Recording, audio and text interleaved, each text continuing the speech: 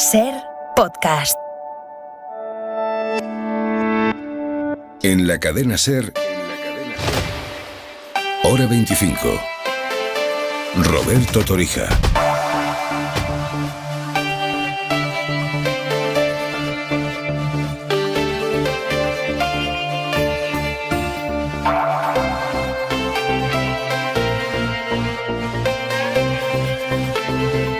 Y antes que nada nos vamos a medir el estado de ánimo en Downing Street, en la residencia oficial del primer ministro británico, porque los cimientos políticos del gobierno de Boris Johnson se tambalean. Esta noche le han dimitido dos ministros, dos pesos pesados de su máxima confianza, el de Sanidad y el de Finanzas, y varios miembros del Partido Conservador, incluido el vicepresidente. Última hora, Londres. Daniel Postico, buenas noches. Buenas noches, así es. Ahora mismo Johnson está contra las cuerdas. Han dimitido por el momento 7 miembros de su partido, que incluyen a los ministros de Finanzas y de Sanidad, Rishi Sunak y Sajid Javid, y al vicepresidente del partido, Bhima Folami. Han dimitido tras el escándalo de Chris Pincher, el diputado conservador expulsado del partido por haberse propasado manoseando a otros dos colegas en estado de ebriedad. No por este episodio, sino al trascender que Johnson estaba al corriente de otros antecedentes indecorosos de Pincher cuando lo ascendió a vicelíder de disciplina del partido en febrero. Javid ha asegurado haber perdido la confianza en Johnson, mientras que Sunak considera que no cumple los estándares de conducta y competencia requeridos. Javid y Sunak eran dos políticos de máxima confianza de Johnson, dos pesos pesados, y este es un duro golpe para el primer ministro tras las fiestas ilegales de Downing Street y la moción de confianza del mes pasado. No se descartan más dimisiones. Vamos con un primer análisis de urgencia a lo que está pasando esta noche en el Reino Unido. Guillermo Íñiguez, buenas noches. Buenas noches, Roberto. Guillermo Íñiguez es experto en política europea, doctorando en Derecho en la Universidad de Oxford. Ya sabemos que Boris Johnson es un superviviente político que se ha librado incluso de las fiestas en Downing Street durante el confinamiento. Pero, Guillermo, ¿es sostenible esta situación? ¿Puede aguantar un primer ministro a un goteo de dimisiones de este calado tanto en el gobierno como en el partido? No, un primer ministro no puede aguantar la dimisión de su canciller ni la de un peso pesado como es Sajid Javid. Tampoco la dimisión de 3 subsecretarios y un número 2 del partido. Esto no lo sobrevivió Thatcher en su día, tampoco lo sobrevivió Theresa May, y Boris Johnson no va a ser una excepción. Esto sí que es el fin de Boris Johnson. ¿De qué plazos estamos hablando? Yo diría que en los próximos días. Dependerá de si Boris Johnson dimite o de si fuerzan su dimisión, pero es una situación políticamente insostenible también por el goteo de diputados que estamos viendo, que están anunciando que han perdido la confianza en su primer ministro. Eso último quería preguntarte. ¿No está todo en las manos de Boris Johnson? ¿También pueden forzar la dimisión del primer ministro? Sí, el partido puede forzar la dimisión y de hecho ya hay voces que están pidiendo un cambio en las reglas internas del partido para poder impulsar una nueva moción de censura. En teoría tiene que pasar un año desde la última, que se convocó hace escasas semanas, pero ya hay diputados que están dejando claro que si Boris Johnson no se va, pedirán que se cambien las reglas y le tumbarán ellos mismos. Guillermo Íñiguez, experto en política europea y doctorando en Derecho en la Universidad de Oxford. Gracias, muy buenas noches. Buenas noches, muchas gracias. Pues esta es la última hora de un martes en el que vamos a hablar a partir de las 10:30 con la ministra de Sanidad, con Carolina Darias. El Consejo de Ministros ha aprobado hoy medidas destinadas a acabar con la precariedad que sufren los sanitarios de nuestro país, un pilar fundamental del Estado, como ha demostrado la pandemia, que no come de los aplausos colectivos y que se enfrenta a encadenar un contrato temporal detrás de otro. 1 de cada 2 médicos tiene un contrato de este tipo en España, según la Organización Médica Colegial. Pero lejos de esto, el gobierno se ha encargado de trasladar la atención mediática a sus cuitas internas. Unidas Podemos ha pedido una reunión extraordinaria de la Comisión de Seguimiento del Pacto de Coalición, que es algo así como una especie de gabinete de crisis cuando la tensión entre los socios del gobierno se dispara. Esta vez se ha disparado por el crédito de 1.000 millones de euros al Ministerio de Defensa para avanzar en los compromisos adquiridos ante la OTAN y aprobado hoy en Consejo de Ministros. Como estamos viviendo momentos muy difíciles y con una mirada que seguramente es diferente en el seno del gobierno y también en el conjunto de la sociedad española, ahora mismo desde Unidas Podemos acabamos de pedir la convocatoria urgente de la Comisión de Seguimiento de la coalición. ¿Para qué? Pues para hablar con serenidad de los temas por los que ustedes me están preguntando. Y respondía a la vicepresidenta Yolanda Díaz, la portavoz del Gobierno Isabel Rodríguez, quitándole hierro al asunto. Se refiere a una reunión habitual entre los partidos que conformamos la coalición y por tanto es una reunión habitual, normal y para eso está, para reunirnos en ese ámbito. Y esta noche en Hora 25, Esther Palomera, buenas noches. Hola, buenas noches, Roberto. Pablo Simón, ¿qué tal estás? Muy bien, buenas noches. Y Elisa de la Nuez, muy buenas noches. Buenas noches. Enseguida vamos con todo, pero antes, Víctor Olazábal, el día en 2 minutos. Feijóo ha aprovechado las discrepancias en el gobierno que acabas de mencionar, Roberto, para cuestionar la capacidad del Ejecutivo para hacer frente al desolador panorama económico que pronostica el líder del PP. La situación es muy compleja. Ya no estamos hablando de síntomas, estamos hablando de hechos claros que nos dirigimos todavía con mayor intensidad a una profundísima crisis económica. Mientras el gobierno niega las evidencias y mira hacia otro lado, tal como hizo el gobierno socialista en el año 2007. Todavía pendiente de fijar está la fecha para retomar la mesa de diálogo entre el Gobierno Central y la Generalitat. La portavoz del Ejecutivo, Isabel Rodríguez, espera que los dos equipos puedan reunirse antes de que termine este mes, pero la portavoz del Govern, Patricia Platja, dice que no se dan las condiciones. El propio presidente del Gobierno ha manifestado su voluntad de ser posible antes de que finalice este mes de julio pudiera resolverse esa reunión de la mesa. Encara no estem aquí, no es dona el context ni hi ha la situació. Todavía no estamos aquí, no se da el contexto ni la situación ni las condiciones para que se retome la mesa de negociación. Hacen falta garantías que demuestren que se avanza hacia el fin de la represión por parte del Estado español. El próximo paso es esta reunión entre presidentes y está pendiente la fecha. Està pendent la data. También hoy los países miembros de la OTAN han firmado los protocolos de adhesión de Suecia y Finlandia, o el movimiento que se confirmó en la cumbre de Madrid de la semana pasada. El siguiente paso es la ratificación en cada Parlamento nacional. El secretario general de la Alianza Atlántica habla de día histórico. Este es un momento histórico para Finlandia, Suecia y la OTAN y para nuestra seguridad común. Y en lo económico, hoy ha habido subasta del Tesoro y por primera vez en 7 años España ha pagado intereses por el dinero que pide prestado a 6 meses. Además, el euro ha caído hoy a su nivel más bajo en 20 años, está prácticamente igual que el dólar ahora mismo, un descenso influido especialmente por la inflación, que sigue disparada. Y no queremos terminar el día sin darles otra vez más las gracias por acompañarnos cada noche, cada tarde, cada mañana, cada fin de semana, porque el Estudio General de Medios acredita que la SER es líder absoluta de la radio española con 4.140.000 oyentes. Joan Jimeno. Y Hora 25 sigue siendo el líder de las noches informativas con 973.000 oyentes, aumentando la distancia con su inmediato competidor. Aimar Bretos cierra su primera temporada al frente del programa con 115.000 oyentes de diferencia con respecto a la linterna. Hoy por hoy sigue siendo la opción preferida por las mañanas. Revalida su liderazgo con 2.866.000 oyentes. Hora 14, referente a mediodía con 567.000.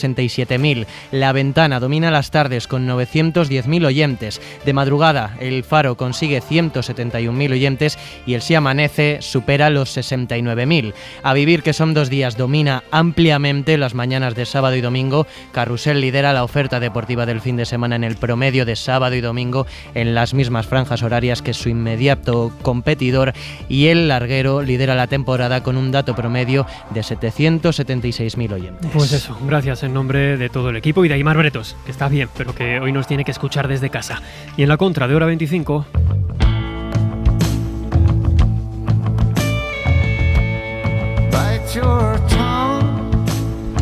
Hoy hemos escuchado a los expresidentes Felipe González y José María Aznar pronunciándose sobre la ley de memoria democrática, pronunciándose los dos en contra de la ley.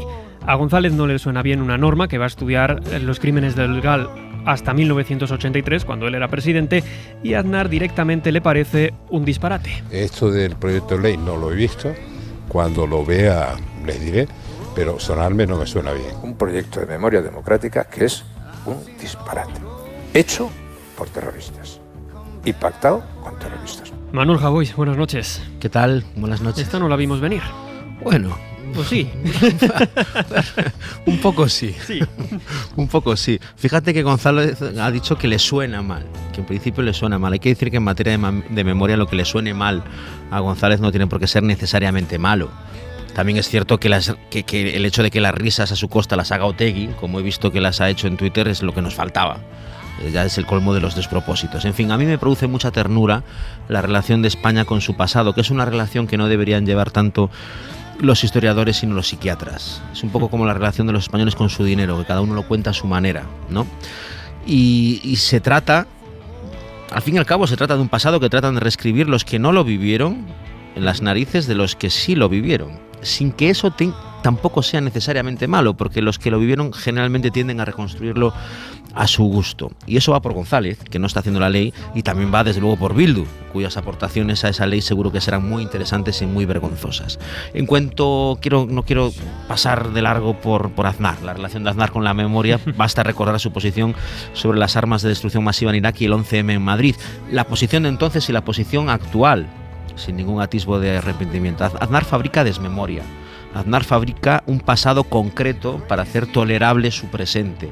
Eso espiritualmente no me parece mal, porque cada uno convive como puede con lo que hizo. Políticamente, ya que se pronuncia, me parece un poco excesivo. Javois, un abrazo. Un abrazo, gracias, chao.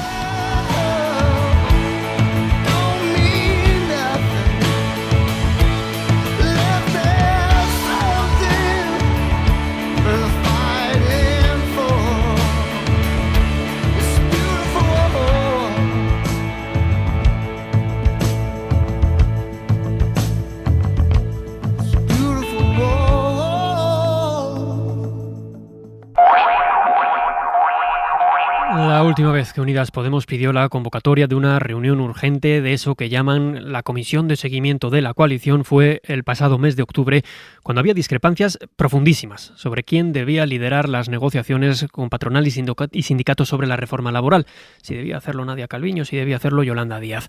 9 meses después, la tensión entre PSOE y Unidas Podemos ha vuelto a escalar a unos niveles que ni unos ni otros tratan de ocultar, ni tratan ni pueden ocultar. ¿Va a suponer esto la ruptura del gobierno de coalición? Bueno, Guillermo Lerma, buenas noches. ¿Qué tal, Roberto? Buenas noches. Nadie se pone en ese escenario de momento, pero lo cierto es que Unidas Podemos vuelve a pedir una nueva cita de esa comisión para reconducir la crisis interna. Sí, esa es la salida que por ahora han encontrado los socios a esta nueva disputa, provocada en general por la determinación de Sánchez de incrementar hasta el 2% del PIB el gasto militar, y en particular por el hecho de que hoy el Consejo de Ministros haya aprobado ese crédito milmillonario para el Ministerio de Defensa, una decisión que los morados insisten no había sido ni debatida ni consensuada entre los dos miembros de la coalición. Lo que pretende Unidas Podemos pidiendo una reunión de esa comisión de seguimiento es principalmente lanzar dos mensajes al PSOE, que aunque la política exterior sea competencia del presidente, hay que debatir con serenidad todas las decisiones que implican al conjunto del gobierno, y por otro, que en este caso, en la semana además en la que la vicepresidenta Díaz va a poner en marcha su proyecto político, Belarra y Díaz reaccionan coordinadas. Por eso ha sido hoy la ministra de Trabajo la encargada de trasladar así la protesta.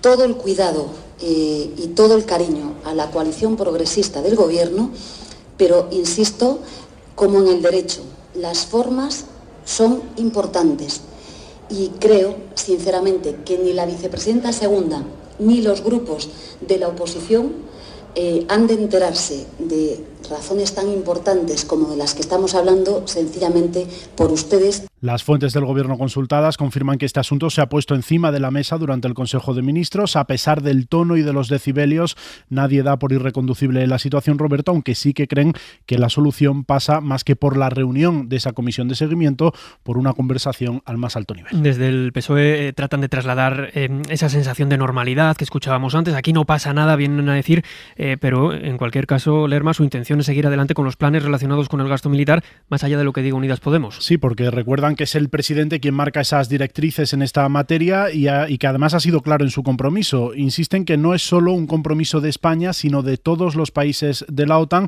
y lo que hace el Ejecutivo ahora es intentar hacer pedagogía con el gasto militar. Intentan romper esa idea de que aumentar la partida en defensa es incompatible con aumentar las partidas destinadas a política social, y reiteran que invertir en defensa es invertir en seguridad, porque sin esto último todo lo demás se vendría abajo. Hoy la portavoz, como decías, ha querido normalizar las palabras de la vicepresidenta Díaz, aunque lo ha hecho mandando este mensaje a los socios de coalición. La coalición no es un fin en sí mismo. Yo creo que interesa dejar de hablar de nosotros para seguir hablando de los españoles y de las españolas, que es, en definitiva, a quienes nos dedicamos en cuerpo y alma. Hay malestar en el PSOE, Roberto, porque otra vez un asunto positivo como los datos del paro conocidos ayer vuelven a estar opacados por la disputa interna, pero al margen de esto la agenda del gobierno sigue. Mañana Sánchez coincide en un acto sobre pobreza infantil y va a estar acompañado de Ione Belarra e Irene Montero. Guillermo Lerma, gracias. Buenas noches. Esther, decíamos que ni PSOE ni Unidas Podemos se plantean la opción de que esto termine en una ruptura del gobierno de coalición, pero ¿cómo puede terminar?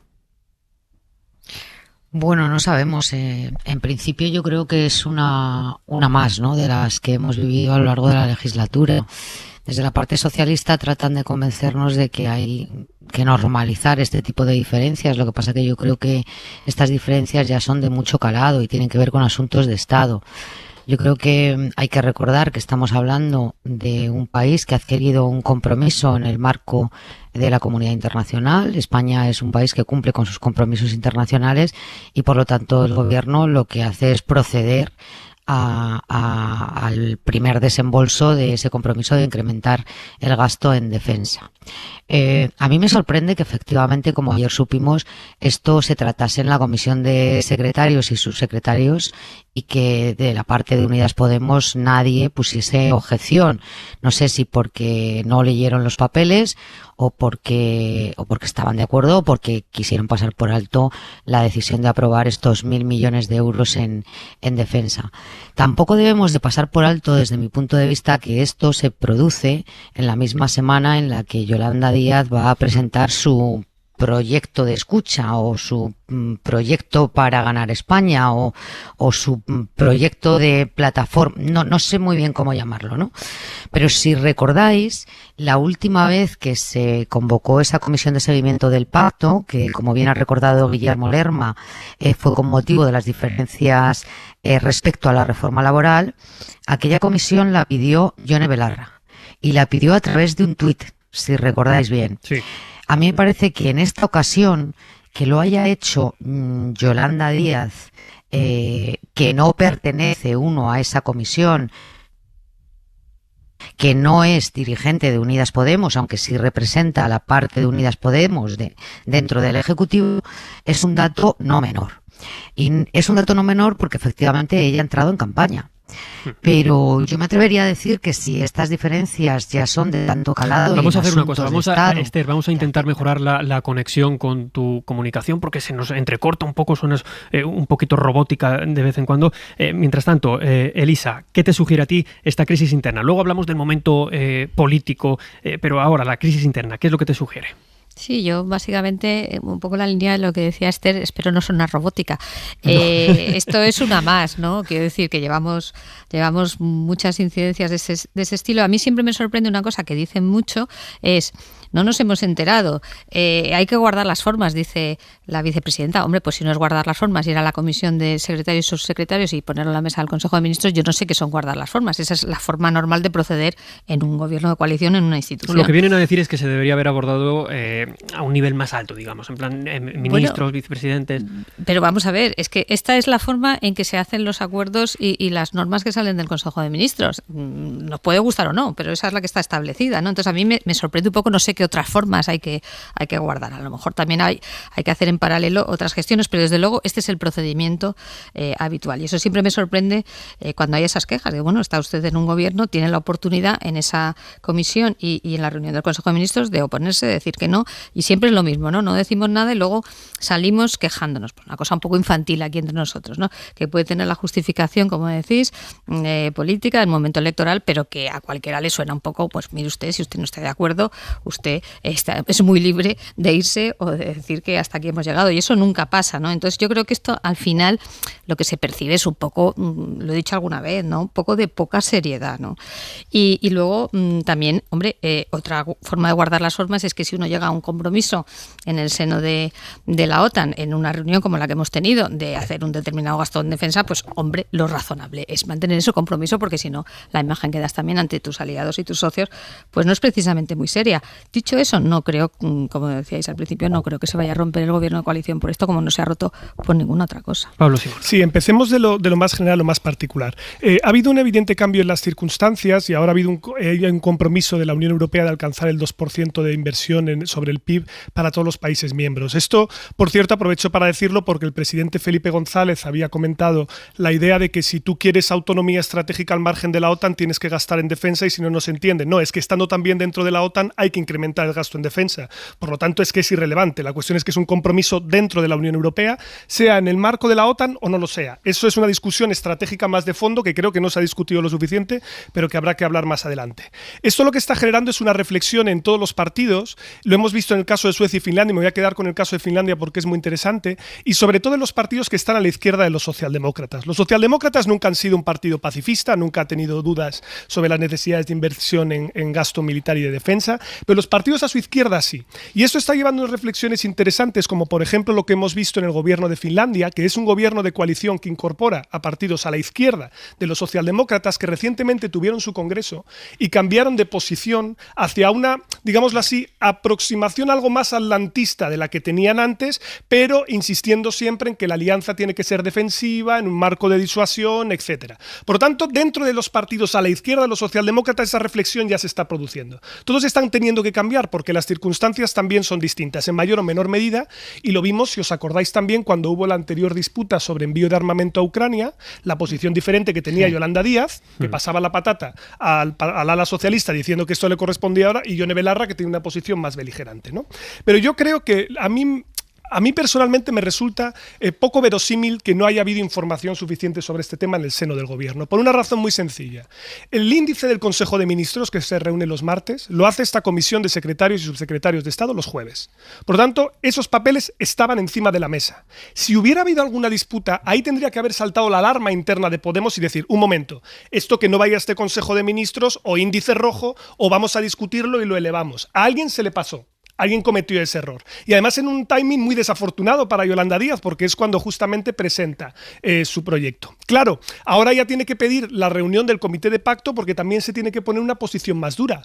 Porque si no, desde el ala de Podemos le dirás, ¿ves cómo te estás mimetizando con el PSOE también en este punto? Es decir, hay también una lectura interna que yo creo que es importante. Pero a efectos prácticos sobre la coalición propiamente dicho, yo no creo que se romperá. Porque no hay ni incentivos internos ni externos. Es decir, ¿quién es el que paga el pato de romper la coalición ahora por este tema? Yo creo que ninguno de los dos socios les interesa. Y cara externo, ¿de verdad romper el gobierno ahora y poder precipitar unas elecciones en un contexto tan desfavorable? Lo veo poco probable. Pero entonces, ¿qué solución le encuentras? Porque tenemos dos posturas que son aparentemente irreconciliables. Unidas Podemos dice que no quiere destinar ni un euro más de dinero público al gasto militar. El PSOE no solo quiere, sino que ya ha dicho que lo va a hacer sí o sí. ¿Tiene que adaptarse entonces a esta nueva realidad que tú comentabas ahora, Unidas Podemos? Bueno, la cuestión será la senda de convergencia, ese 2% del PIB. Es decir, el margen de negociación evidente es que Podemos, obviamente, yo creo, querrá que esta inversión sea mucho más gradual y diferida en el tiempo, mientras que el Partido Socialista querrá alcanzarlo con mayor velocidad, y ahí es donde se tendrá que buscar, creo yo, o se puede buscar un compromiso que satisfaga a las partes. Como una posibilidad, no lo sabemos porque ahora ellos tendrán que negociar sobre todo sobre esta y otras cuestiones. Claro. Esther.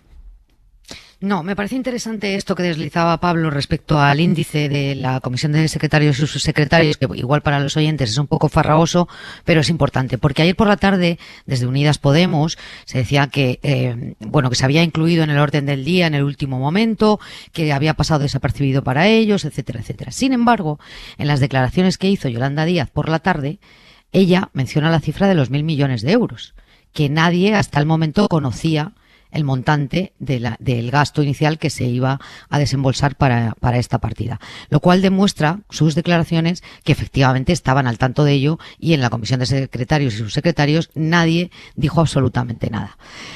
Respecto a si se rompe o no el gobierno, efectivamente no hay incentivos para romper el gobierno. Pero también es verdad que si Unidas Podemos decidiese, en coherencia con sus principios y su posición respecto al gasto de defensa, salir del gobierno, no necesariamente habría que convocar elecciones, ¿eh? Recordemos que hay aprobados unos presupuestos, que las elecciones serían en diciembre del próximo año, que es verdad que Pedro Sánchez tendría dificultades para legislar en el Parlamento, que no habría una mayoría suficiente, pero perfectamente puede tirar. No sé si hasta diciembre, pero desde luego yo creo que no habría inmediatamente elecciones. Y además, Yolanda Díaz necesita la plataforma del gobierno para su plataforma electoral. No tiene estructura de partido, tiene un equipo que trabaja para esa hipotética candidatura futura. ¿Qué va a hacer? ¿Irse del gobierno? ¿Y con qué presupuesto? ¿Con qué altavoz? ¿Con qué infraestructura? ¿Con qué plataforma va a construir esa nueva candidatura a la que aspira? Me parece complicado, pero es verdad que entre cabalgar las contradicciones de estar dentro del gobierno y tener una zapatiesta cada semana por una partida presupuestaria, desde mi punto de vista, cuando se trata de un asunto que tiene que ver con la coherencia, es incompatible. En este momento la pelota está en el tejado de Podemos, que tiene que decidir si quiere seguir en el gobierno o tiene que comerse estos 1.000 millones de euros, que es un compromiso de España con la alianza y que desde luego hay que cumplir. Y luego hay otro aspecto que tiene que ver con esa reflexión que la izquierda alternativa o la izquierda de la socialdemocracia ha hecho en Europa, en el resto de Europa y aquí en España no, y que yo creo que es que el presidente del gobierno y las conclusiones que han salido de la cumbre de la OTAN de la semana pasada son absolutamente claras. Es decir, la situación es crítica. Si repasamos las declaraciones del presidente del gobierno, del cúmulo de entrevistas que hizo la semana pasada, en todas ellas no ponía ni un solo paño caliente a la situación.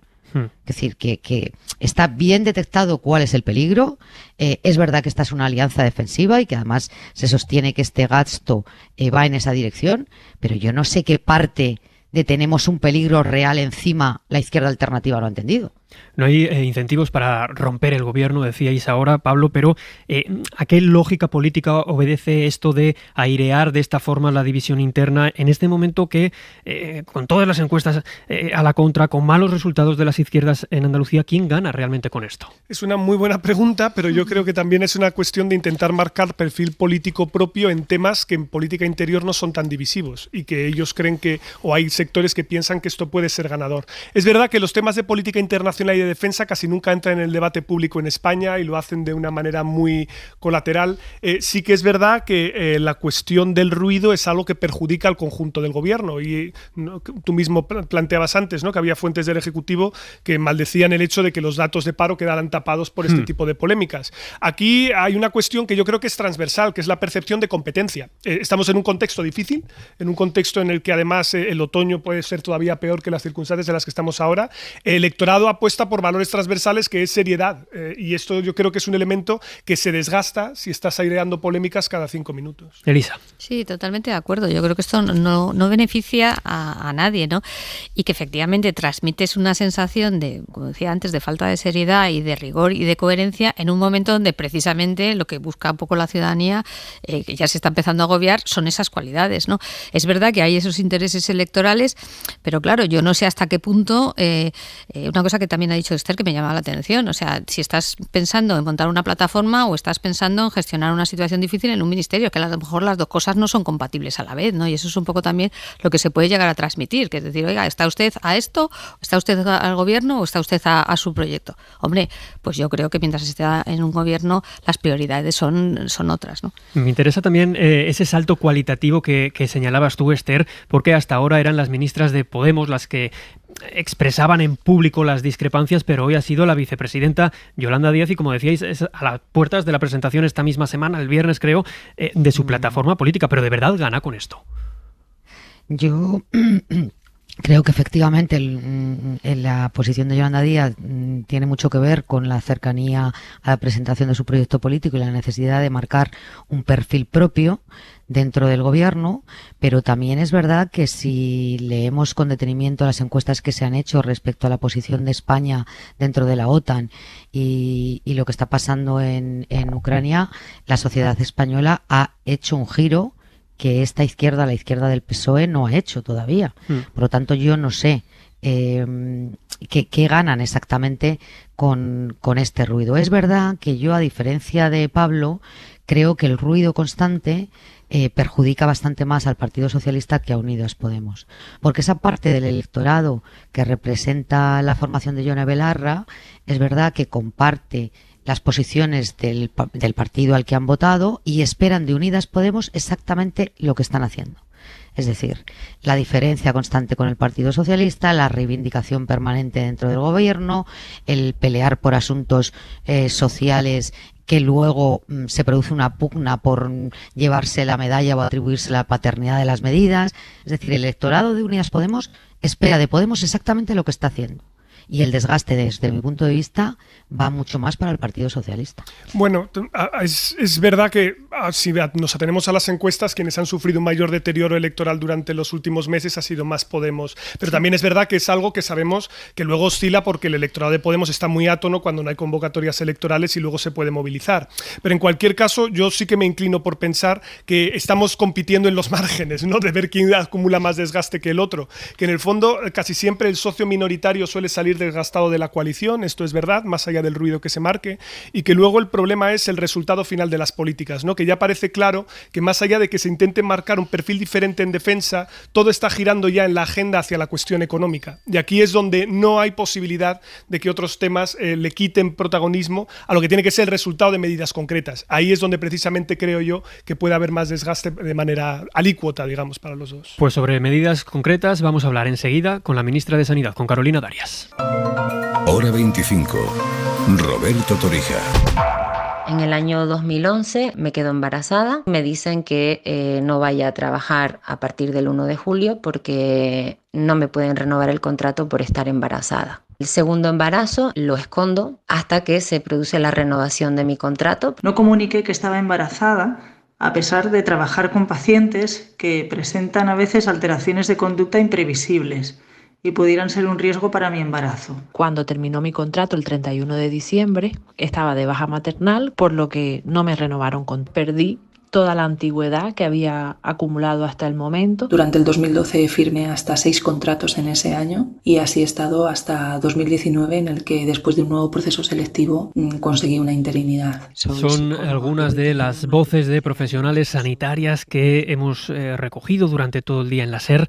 Según la última encuesta de la Organización Médica Colegial, la mitad de los médicos de nuestro país tienen un contrato temporal, muy lejos de ese 8% que marca como límite la Unión Europea para los empleados públicos.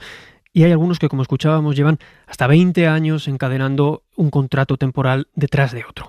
El Consejo de Ministros ha aprobado hoy medidas para terminar con esta situación de precariedad.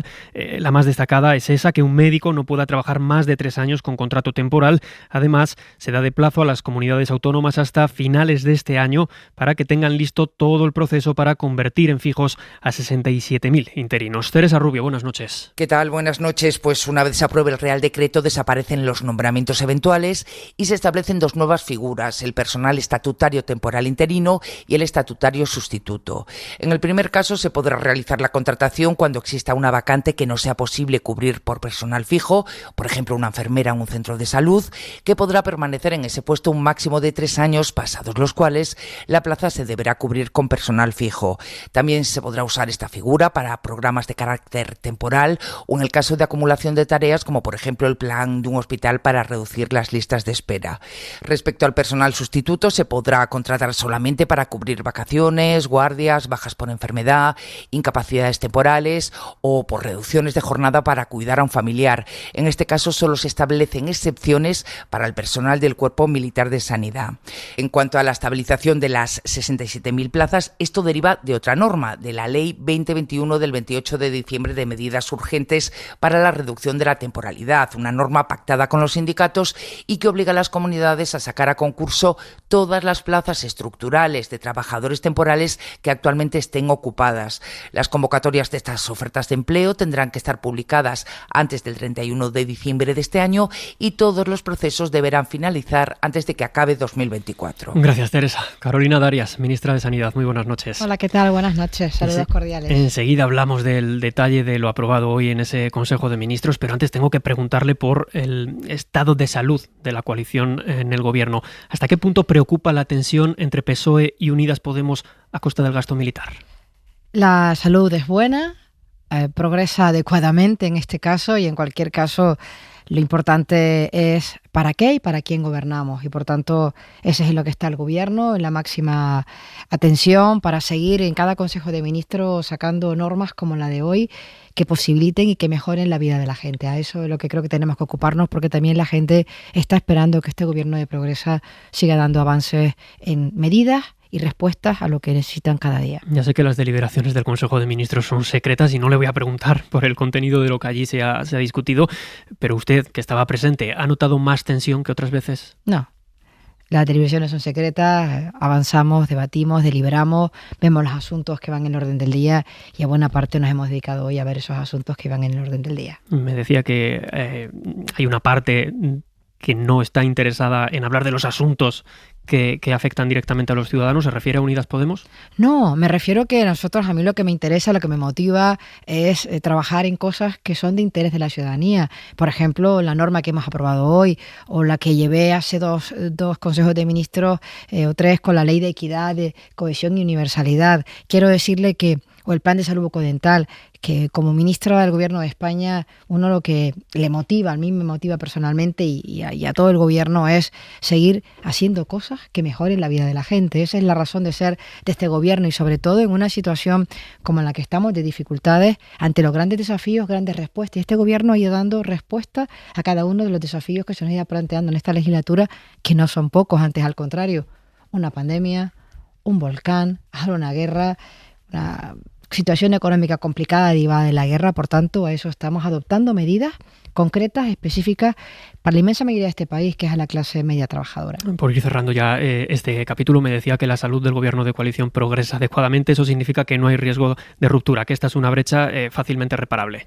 Yo lo que digo es que a lo que estamos dedicados es a tomar decisiones, a seguir llegando a acuerdos, aprobando iniciativas legislativas para seguir mejorando la vida de la gente. A eso es lo que nos ocupa y lo que nos preocupa. ¿Hasta qué punto le frustra a usted, como ministra de Sanidad, que el día que se aprueba un decreto ley como este para terminar con la precariedad de nuestros profesionales sanitarios, que este día buena parte de la agenda política, buena parte de la agenda mediática se la haya llevado por delante esta tensión entre PSOE y Unidas Podemos? Bueno, la agenda política la viene marcando sobre este tema hace ya varios días, no solamente con el día de hoy, sino con el anuncio que ya hizo el presidente en la entrevista que tuvo medio de comunicación el domingo. Se ha venido hablando, ustedes también lo han hecho, y yo creo que los testimonios que hemos escuchado en el día de hoy, también en esta emisora y en otras, pero especialmente en esta, yo creo que es una norma deseada y es una norma que desde luego es de justicia, que de una vez por todas en este país pudiéramos atender a esa precariedad, una temporalidad con una excesividad prolongada durante mucho tiempo,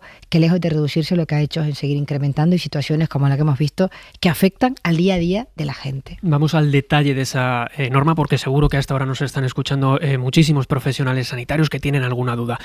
Para empezar, ¿cómo y cuándo se va a convertir en fijo a esos 67.000 profesionales sanitarios que anunció el domingo pasado en una entrevista en El País el presidente Pedro Sánchez? Eso forma parte de un proceso de estabilización que ya ha comenzado en la primera parte con la publicación de las plazas ofertadas, más de 67.000 más, y que tendrá su siguiente, digamos, hito antes de que finalice este ejercicio del año 2022, con la publicación de las convocatorias de todas esas plazas, mientras lo que estamos haciendo es seguir trabajando en el seno de la Comisión de Recursos Humanos.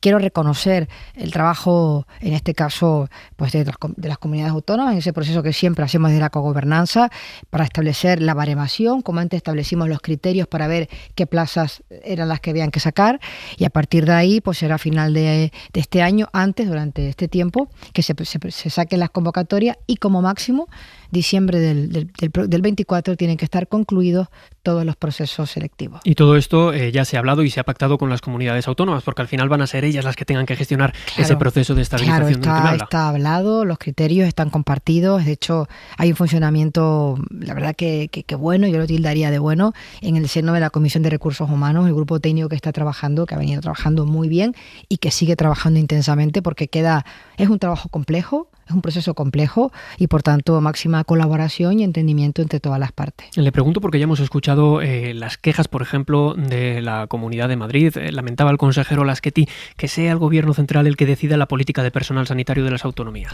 Bueno, yo creo que el señor Laschetti lo que se olvida es del marco competencial que establece la propia Constitución española, tanto ese artículo 149.116 como el 18, donde establece que el Estado tiene competencia para establecer las bases del régimen jurídico del personal estatutario. Eso es lo que estamos haciendo, y también la competencia en la coordinación de la política sanitaria.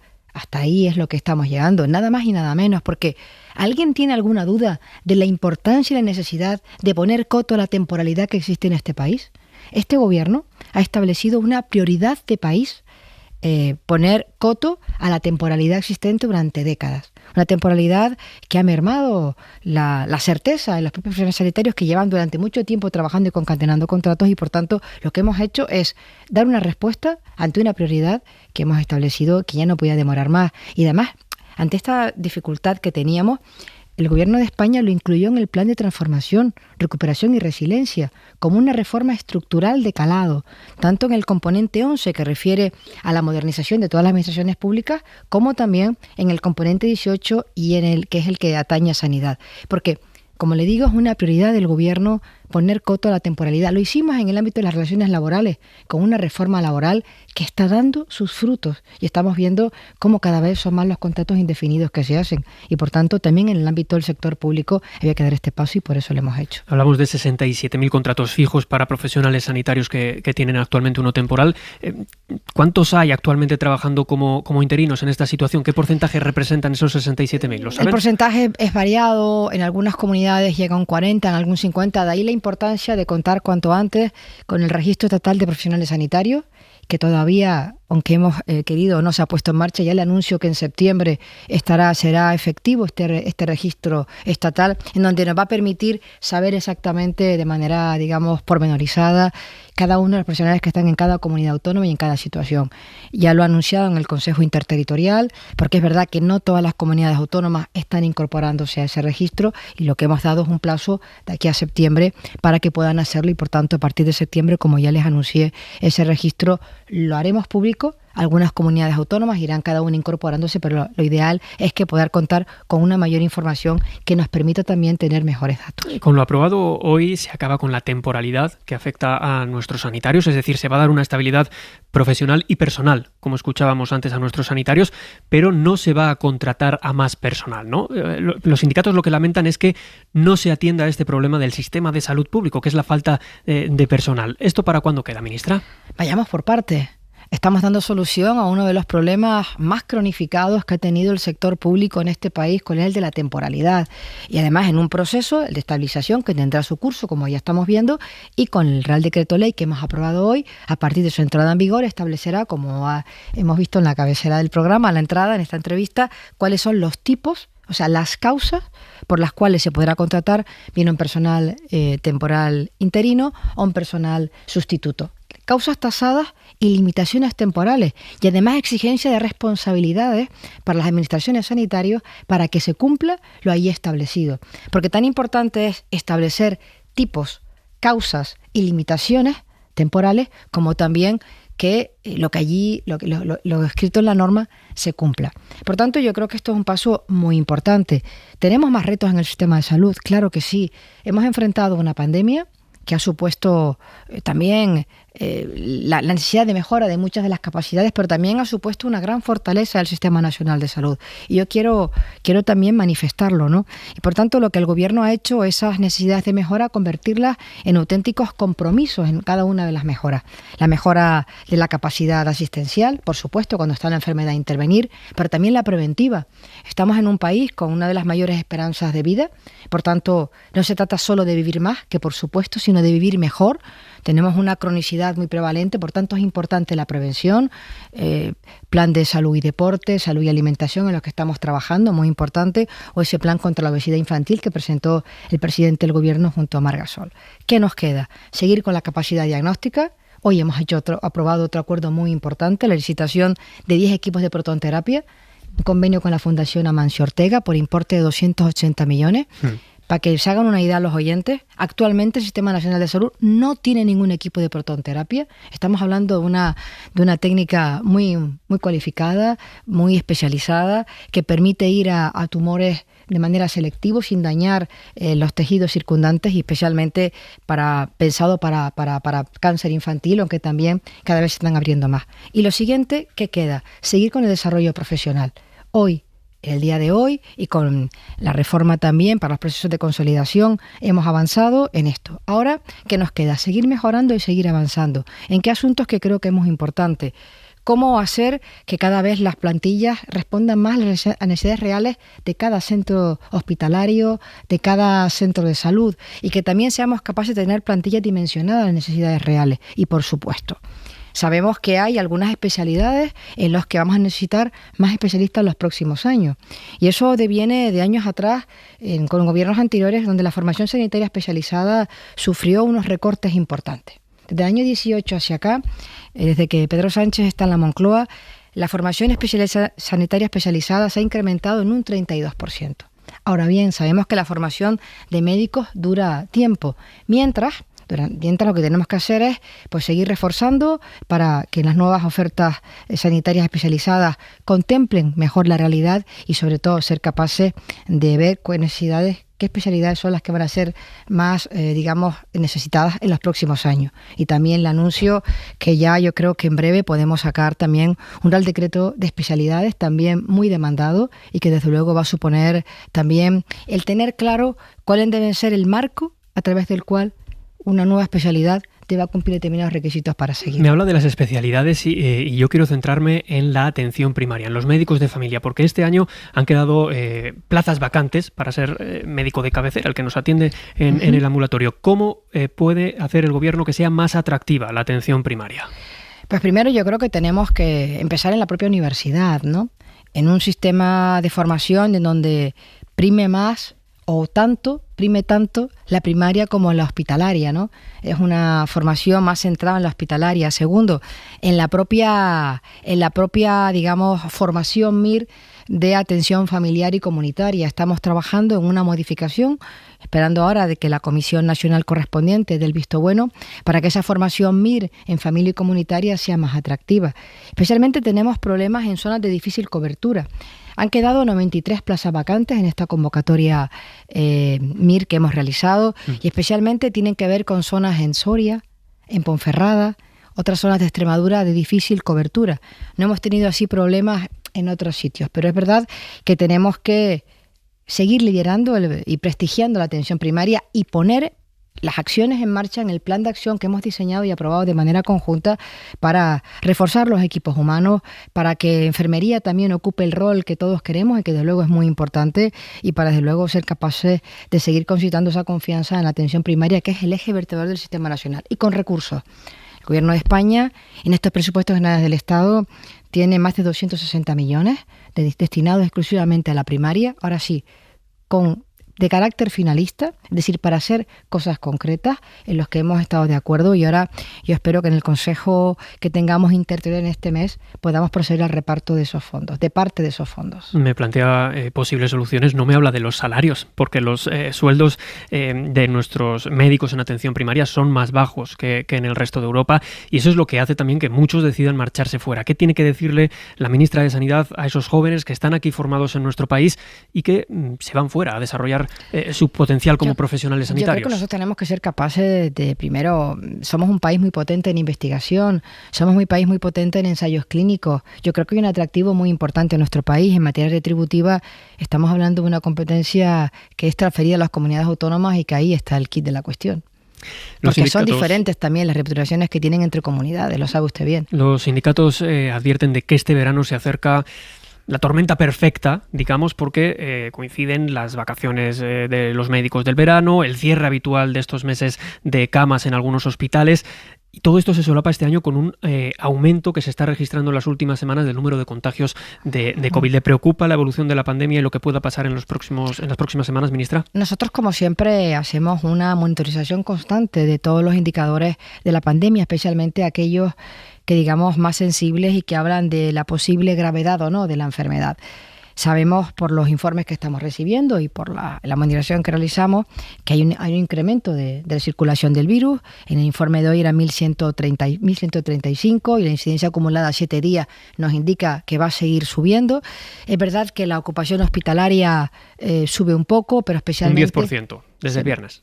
Sí, estamos ahora mismo en 9,5 de ocupación, pero no la UCI. La UCI, digamos que estamos ahora mismo en un 5,7%, uno de los porcentajes más bajos de la pandemia. ¿Por qué? Porque tenemos un altísimo nivel vacunal, porque estamos ahora mismo en este incremento de incidencia acumulada de circulación del virus, motivado principalmente por la expansión de los sublinajes, los BA4 y el BA5, mucho más contagiosa. Ya sabemos, Portugal ha tenido una experiencia similar hace algunas semanas, pero no se ha traducido, digo hasta ahora, por el comportamiento que ha tenido en otros países, no ha tenido un reflejo en un incremento excesivo, digamos, especialmente en UCI, que se ha mantenido estable, y por tanto vemos cómo la evolución de la enfermedad va a menos grave, con toda la prudencia, evidentemente, en lo que estoy diciendo. Por tanto, recomendación, si me permite, especialmente a las personas más vulnerables, para que se proteja, la utilización, recomendación de mascarillas en aquellos lugares en donde no hay circulación de aire en el interior, y también una llamada. Es verdad que tenemos una excelente cobertura vacunal, hemos inoculado más de 95 millones de dosis, pero especialmente en las personas más jóvenes, en los colectivos de 40 a 30 años, la dosis de refuerzo, ahí podemos todavía seguir, recuperando y poniendo más vacunas. Tenemos en este momento 11.000 personas ingresadas con COVID en el hospital.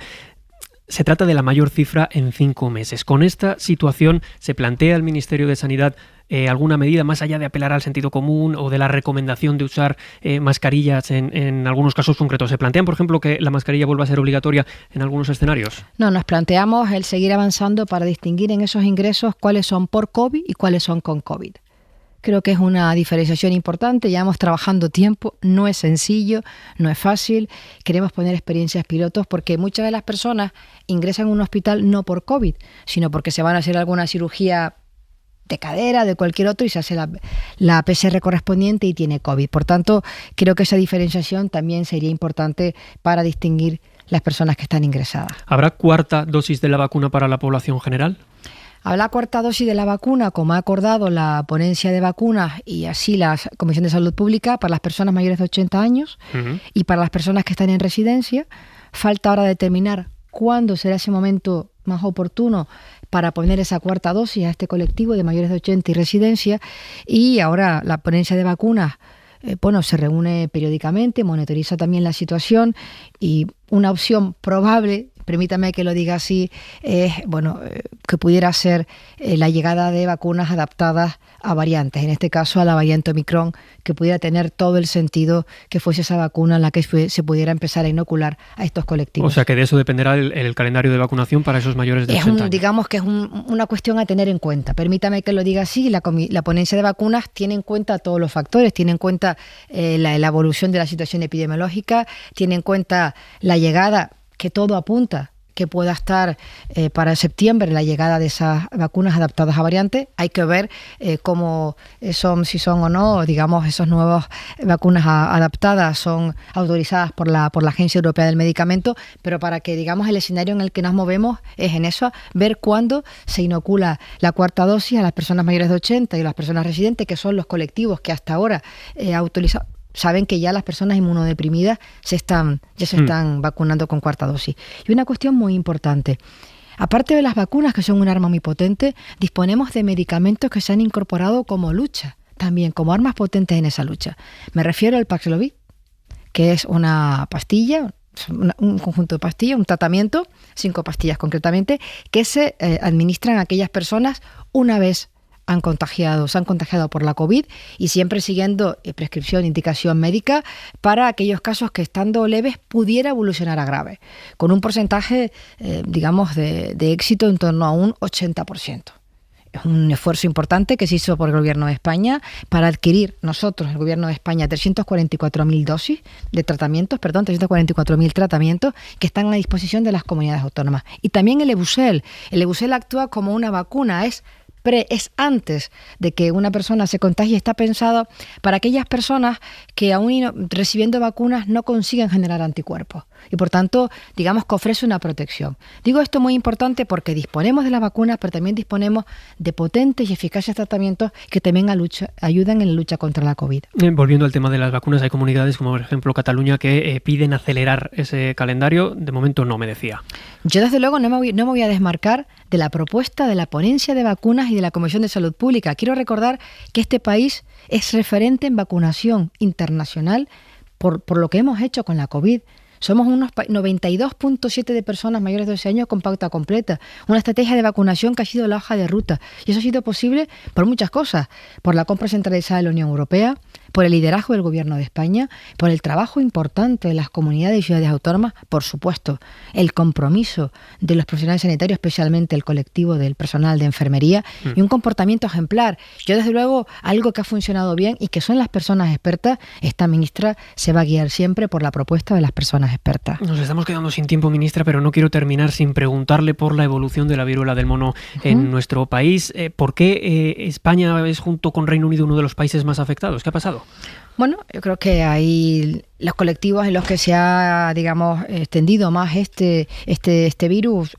Está ahí, pero en cualquier caso, más allá del número que está en 1.256, de datos que tenemos subidos en este momento a CIVIES, con falta de notificación o posible retraso de algunas comunidades, con lo cual es posible que tengamos más, pero está evolucionando leve. Disponemos de vacunas hemos comprado, como saben, la vacuna de Inmanex, pero también nos ha llegado los 5.300 primeras dosis que ha adquirido la Autoridad de Preparación y Respuesta de la Unión Europea ante emergencias, el ERA, y por tanto tenemos también las vacunas para en los casos indicados ponerla. Por tanto, una llamada a llevar una actividad, digamos, plena, pero con el máximo cuidado para evitar la transmisión del virus. Carolina Darias, ministra de Sanidad, gracias por venir esta noche a Hora 25. Muy buenas noches. Muchas gracias y buenas noches. En la cadena SER, Hora 25. Roberto Torija. Y empezamos a cerrar ya este martes 5 de julio. Víctor Olazábal. Sube a 7 el número de muertos por el tiroteo masivo a las afueras de Chicago durante el desfile del Día de la Independencia de Estados Unidos. Según ha declarado hoy la policía, el sospechoso, un joven de 21 años, estuvo semanas planeando la masacre y se disfrazó con ropa de mujer para pasar desapercibido durante su huida. Lo que no se mueve por ahora es el número de dimisiones en el entorno de Boris Johnson. Van 7 por el momento. La cascada ha empezado con la caída de 2 ministros, el de Salud y el de Finanzas, a los que les han seguido varios miembros del Partido Conservador, incluido el vicepresidente. No han pasado ni 3 horas desde que ha empezado este terremoto y ya están empezando a salir los nombres de sus sustitutos. Y Alexia Putellas, la mejor futbolista, yo creo, del mundo, se queda fuera de la Eurocopa Femenina por lesión. Manu Carreño, buenas noches. Hola, Roberto. En los últimos 5 minutos del entrenamiento de esta mañana se ha producido la lesión. Ligamento cruzado de la rodilla izquierda que echa a Alexia Putellas de la concentración. Se va a perder la Eurocopa, que arranca mañana, día 6, arranca. Eso te iba a decir, que empieza. ¿Y cuándo se estrena? España el viernes. Debutamos contra Finlandia. En 3 días debuta la selección española. Pero primero perdimos a Jenny Hermoso, la máxima goleadora y una jugadora referente en el ataque español, por lesión. Y ni siquiera pudo esperarla Jorge Vilda porque entendía que no se iba a recuperar. Y hoy la peor de las noticias que podía pasar en la selección española. Sin Jenny Hermoso y desde esta noche ya abandonó la concentración sin Alexia Putellas, que calculamos estará ¿cuánto tiempo más o menos? Unos 8 meses de baja aproximadamente. 8 meses. Imagínate cómo están en el Barça, que pierden también a su jugadora referencia por esa lesión, repito, de esta mañana en el entreno. Pues a partir de las 11:30. Te escuchamos en el largo, hermano. Adiós, Roberto. La ropa para mañana, Luismi Pérez. Hola de nuevo. Hola Roberto, pues mañana todavía de manga corta en todo el país, aunque va a bajar un poquito la temperatura. Lo que sí que no se va a ir es el bochorno y tampoco se van a ir las tormentas. Atención, porque mañana se van a volver a repetir, sobre todo en el norte y el nordeste del país, y Roberto, van a ser más extensas, más fuertes, más duraderas y con bastante más violencia que las que ya hemos tenido hoy, que ya han sido de órdago en algún caso. Hora 25, Roberto Torija. Pues ya hemos escuchado a la ministra de Sanidad con los detalles de ese decreto para acabar o para intentar acabar con la precariedad de los profesionales sanitarios, recién aprobado en el Consejo de Ministros. Y aquí andábamos justo antes discutiendo, Pablo, sobre las cuitas internas del gobierno, ¿no? ¿Qué capacidad para pegarse un tiro en el propio pie? Sí, hay parte de esto y la verdad es que una cosa que me llama la atención es sobre, a propósito de lo del crédito extraordinario de defensa, sobre si esto hubiese saltado a la palestra si no se hubiera generado ruido desde dentro del propio gobierno. Es decir, ha habido en el pasado, estoy convencido, no tengo ahora mismo el dato, pero estoy convencido de que aprobación de créditos extraordinarios de defensa tiene que haberse producido a lo largo de esta legislatura sin número. Pero sí que es verdad que ha interesado políticamente marcar perfil, ¿no? Y sí que me gustaría ligarlo un poco con lo que planteaba ahora la ministra de Sanidad, porque yo creo que es algo que justamente es la cruz, digámoslo así, la cara y la cruz de lo que hace este gobierno, porque en realidad uno de los problemas estructurales que tiene la administración pública, y podríamos hablar incluso también de parte de lo de defensa, tiene que ver con este problema de la temporalidad, y esto es una de las reformas estructurales que sí que puede presentar el gobierno como un elemento positivo dentro de su, independientemente de los efectos que luego genere, porque la temporalidad no está solo acotada a lo sanitario, y con un elemento incluso adicional que has planteado en la entrevista que me ha llamado mucho la atención, la ligereza con lo que ha dicho la ministra, ¿no? Que es que están elaborando un censo interno para intentar saber cuánto personal sanitario hay en España y el régimen contractual, lo cual dices, wow, me parece casi increíble, ¿no? Que el propio Estado no tenga un inventario sobre los trabajadores públicos que hay en todas las administraciones. Y yo creo que estos son el tipo de cosas que no vemos en la palestra y en el debate público, pero sí que cambian mucho la vida de la gente y probablemente son el elemento que queda tapado detrás de todas estas polémicas entre los socios, ¿no? Esther.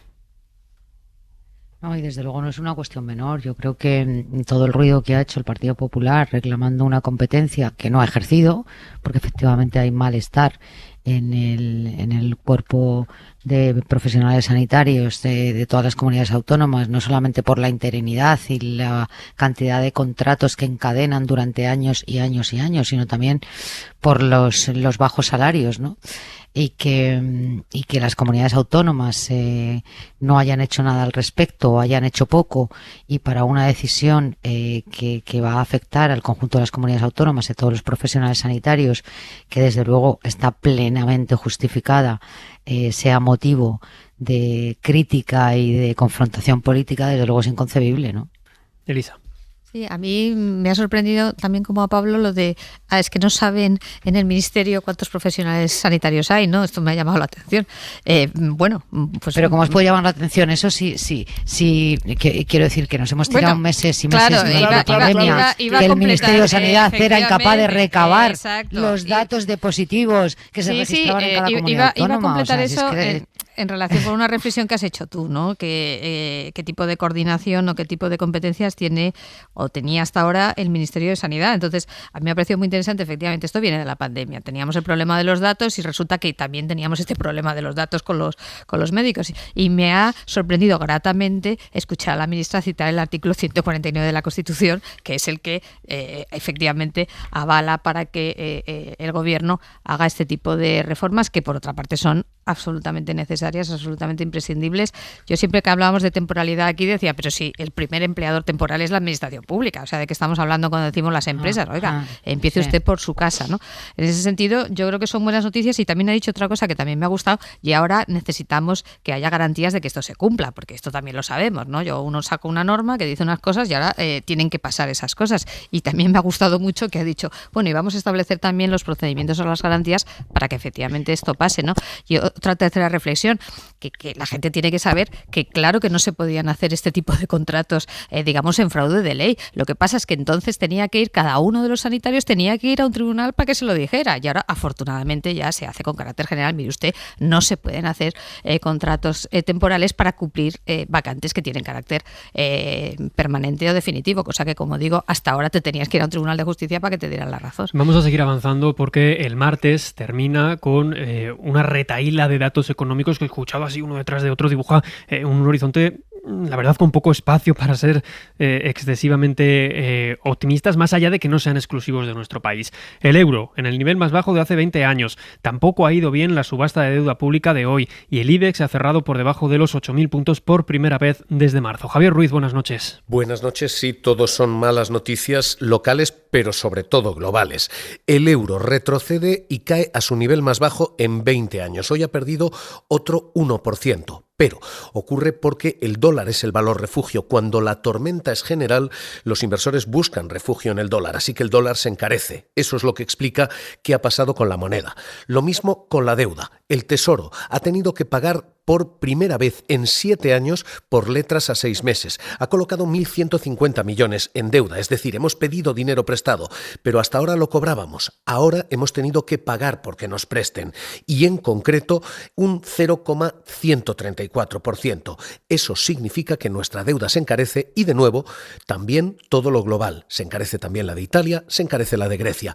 Y lo mismo ocurre con las bolsas. Un 2,5% ha perdido hoy nuestro IBEX, que ha perdido los 8.000 puntos. Pero es que Europa ha perdido un 2,7%, Wall Street acaba de cerrar su peor semestre desde 1970 y el Standard & Poor's ha cerrado su peor semestre desde 1962. Así que malos augurios, sí, pero no locales. Globales. En este contexto global, que es el que es y que viene motivado por lo que viene motivado, el líder del Partido Popular es donde lleva semanas poniendo el foco. Hoy, sin embargo, Alberto Núñez Feijóo ha ido un poquito más lejos al plantear un escenario casi catastrófico para España. La situación es muy compleja. Ya no estamos hablando de síntomas, estamos hablando de hechos claros que nos dirigimos todavía con mayor intensidad a una profundísima crisis económica.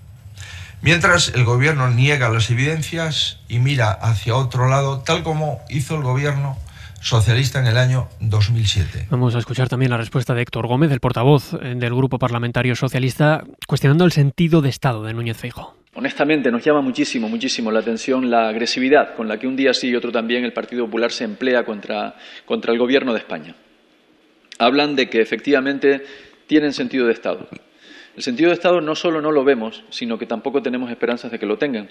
Y ya no hablo solamente de que voten en contra de todo lo bueno en cualquier iniciativa que eleva este Gobierno a esta Cámara. Más allá de que sea un contexto global, de que haya también datos positivos locales, como el del paro, es verdad, Pablo, que en este momento la preocupación ciudadana está pues, en lo que nos cuesta llenar el carro de la compra, en lo que nos cuesta llenar el depósito del coche. Acierta, yo entiendo, Alberto Núñez Feijóo y el PP poniendo el foco ahí. ¿Y qué margen de maniobra le queda a Pedro Sánchez para contrarrestar ese discurso quizás un tanto catastrofista, pero que en cualquier caso sí que coincide con un estado de ánimo colectivo? Cumplir en política que no se te oye, Pablo. Empieza. Vale, hay un principio que se suele cumplir en política, que es que independientemente de lo que esté pasando en el partido de fútbol, lo único que los ciudadanos, o en concreto los dirigentes de un club de fútbol, pueden hacer cuando la cosa va mal es echar al entrenador. El entrenador puede tener más o menos culpa del contexto en el que se está desarrollando el partido la temporada, a lo mejor lo ha hecho lo mejor posible, pero es el único en el cual se puede hacer recaer las responsabilidades. Y aquí pasa exactamente lo mismo. Es decir, es verdad que el contexto internacional es difícil en toda Europa. Es verdad que los economistas distinguen, y esto es muy curioso porque distinguen entre inflación temporal e inflación permanente, no en función del tiempo, sino de la causa de origen.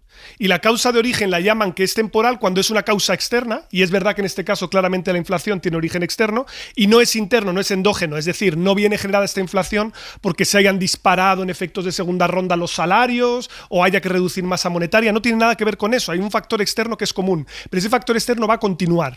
Porque la situación de momento, hasta lo que sabemos en Ucrania, es de un empantanamiento de la guerra. Todavía no hemos llegado al contexto de otoño en el que puede haber más restricciones de acceso a gas y petróleo.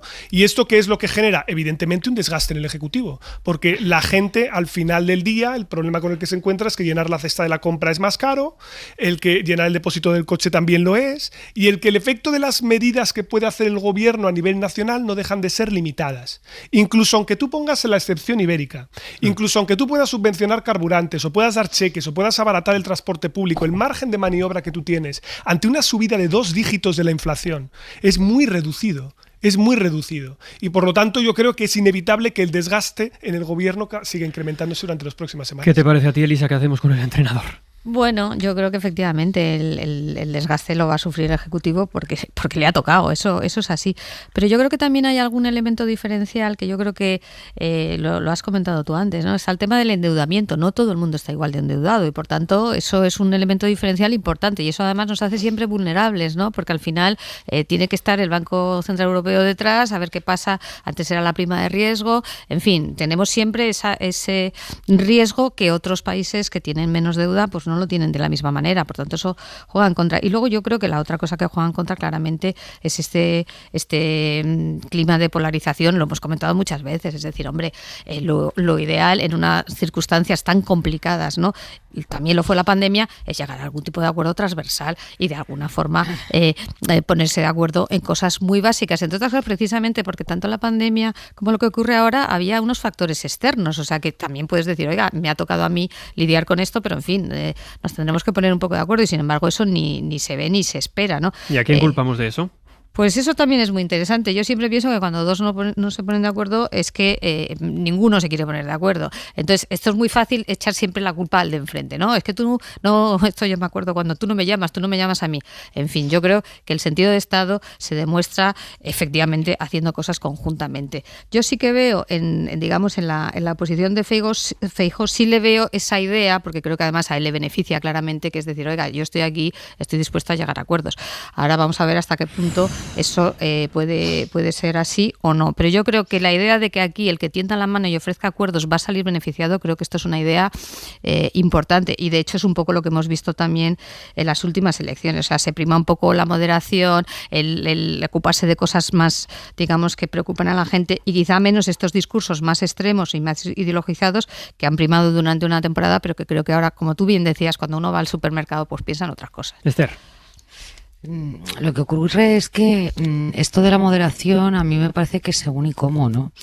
Es verdad que Feijóo le acompaña esa etiqueta desde hace tiempo, ha llegado a Madrid y los medios de comunicación siguen hablando de la moderación, el sentido de Estado y lo dialogante que es el nuevo presidente del Partido Popular. Es verdad que el lenguaje y las formas son completamente distintas a las que utilizaba Pablo Casado, que estaba todo el día hiperventilado, pero el fondo del discurso es exactamente el mismo. Yo este fin de semana he leído muy detenidamente una entrevista que hacían los compañeros del Correo al líder del Partido Popular y desde luego de sus respuestas no veo ninguna disposición ni al diálogo ni al pacto. De hecho, hay una frase que da en una de las respuestas a los compañeros que me recordó muchísimo aquella de Montoro de que caiga España que ya la levantaremos, ¿no? Porque él dice: la posición del PP no es salvar al gobierno, sino salvar a España y a los españoles. Bueno, bien. ¿Qué es salvar a España y a los españoles? Salvar a España y a los españoles no es en buena medida apoyar los decretos de medidas anticrisis que ha impulsado el gobierno, que pueden ser, como dice Elisa, absolutamente insuficientes para que el ciudadano perciba que efectivamente hay un desahogo a fin de mes con esas decisiones del gobierno y que puede sobrellevar la crisis económica. No, pues es que el gobierno, el Partido Popular, ha votado en contra de todas y cada una de las medidas que podríamos decir que están destinadas a salvar a los españoles, como la subida del salario mínimo interprofesional, el ingreso mínimo vital, la revalorización de las pensiones, etcétera, etcétera, etcétera. Por lo tanto, al Partido Popular y a esa moderación que dice representar, habría que decirle: 1, ¿va a apoyar el nuevo decreto de medidas anticrisis? O 2, ¿cuál es la receta del Partido Popular para bajar los 2 dígitos de la inflación en la que estamos? Porque la inflación, si estuviera un gobierno del Partido Popular, no estaría más baja que en este momento. No sé, eso está claro. Pero eso por está lo tanto, claro, ¿cuál sí. es la receta? Porque yo hasta ahora lo único que le he escuchado al señor Feijóo es rebaja masiva de impuestos, algo que desaconsejan todas las organizaciones internacionales, incluido el Banco Central Europeo, y recorte de ministerios. Pero, por ejemplo, ojalá, deflactar la tarifa, eso es diferente. No, ojalá, y te iba a precisar, recortando Esther, 3 ministerios, los ciudadanos afrontáramos esta crisis claro. De otra manera.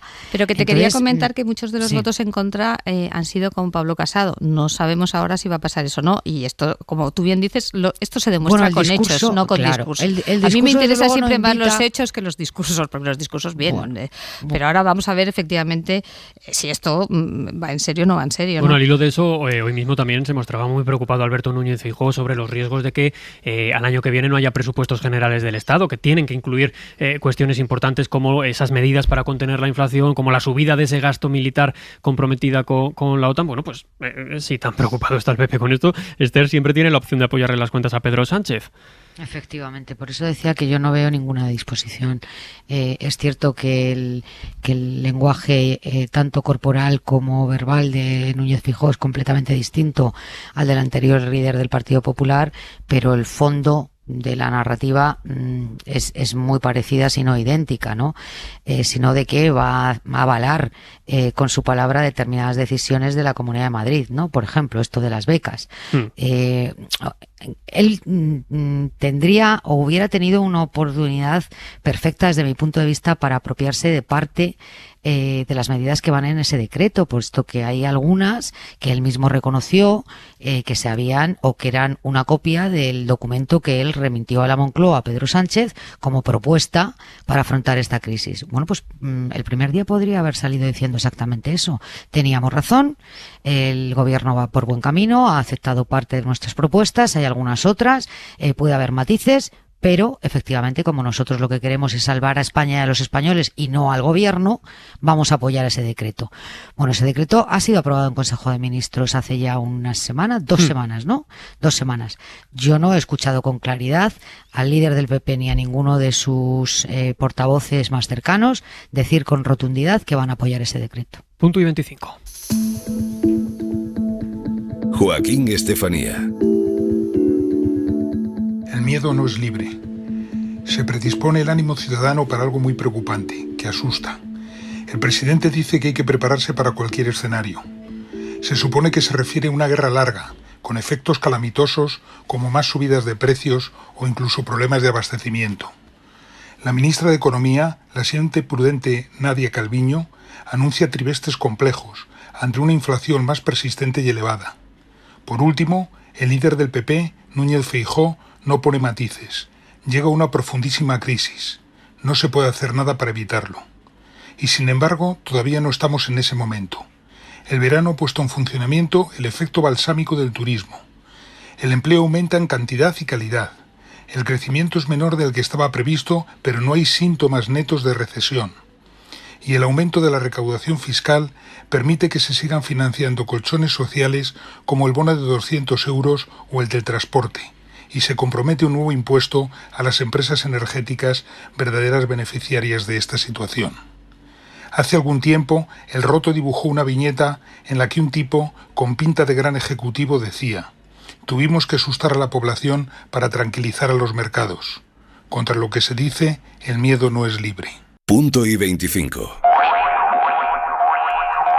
A ver, Carreño, que tenemos también mucho tenis del que hablar, ¿verdad? Que mañana juega Nadal. Eso es, después del remontadón de Djokovic de hoy, que ha perdido los 2 primeros sets ante Sinner. Muchos ya le veían fuera de Wimbledon, pero se ha agarrado a la hierba de Londres. ¿De qué manera? Ha remontado ganando los 3 siguientes sets, así que ya está en semifinales. Mañana esperemos que haga lo mismo Rafa Nadal, que juega contra Fritz, un peligroso rival en la hierba, pero esperemos y confiemos que Rafa esté también en la semi. Pues nada, a partir de las 11:30 se quedan con Manu Carreño en el larguero, Pablo Simón, Elisa de la Nuez, Esther Palomera. Gracias a los tres. Gracias, un abrazo. Buenas noches. Y gracias también a ustedes. Pasen una feliz noche. Un beso, hasta mañana. Hora 25, con Roberto Torija. Suscríbete a Hora 25. Todos los episodios y contenidos adicionales en la app de Cadena SER y en nuestros canales de Apple Podcast, Spotify, iVoox, Google Podcast y YouTube. Escúchanos en directo en la SER de lunes a viernes a las 8 de la tarde.